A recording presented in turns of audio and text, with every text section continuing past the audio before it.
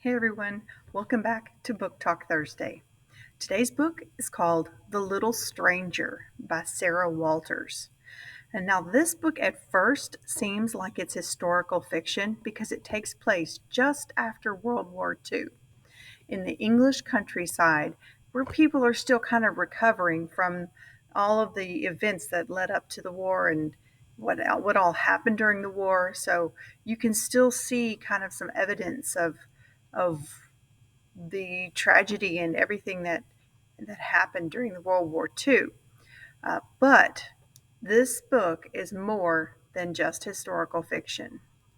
The main character, Dr. Faraday, is a country doctor in a small village, and he lives a fairly quiet life.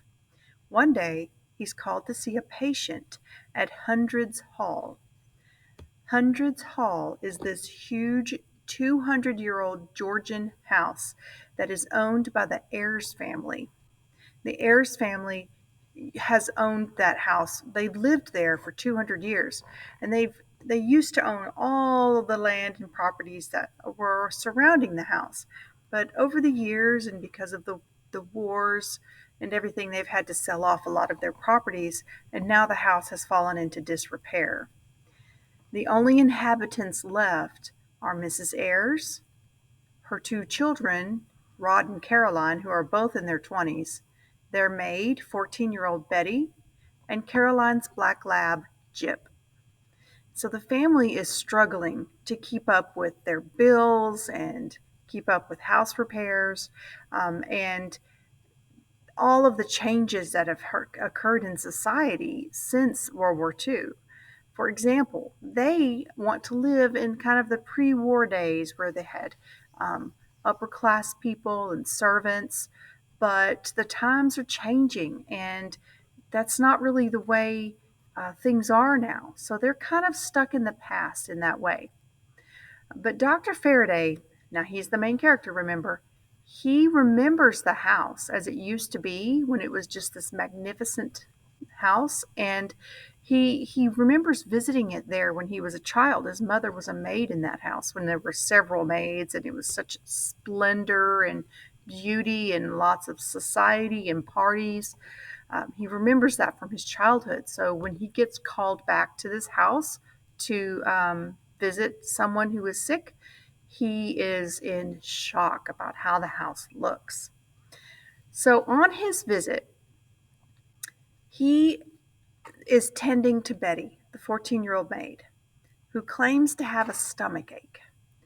And Betty is young and is living in this house as a maid without her family around her, and so she's a little scared of everything. And so it comes to play that Betty was actually faking her illness in order to kind of get out of doing some work, and she really doesn't even want to be working there. She wants to be working at a factory, and um, because she feels like that would be more suited to what she wants to do. So Dr. Faraday covers for her because he doesn't want her to get fired. And he tells the family that she's, having a little tummy ache, but she'll be fine in the morning. And that is just how he kind of gets to know the Ayreses, and he becomes a regular part of their lives after that. All right. So this first visit, from this point on, there is a huge mystery that starts to unfold, and it's pretty terrifying. There are ghosts, fires that start on their own, poltergeists, all those kinds of things that takes over, and you will see as you read that it is truly a gothic story. There's a lot of darkness and unsolved mystery type situations going on in this story. The author, Sarah Waters, sets the atmosphere really well.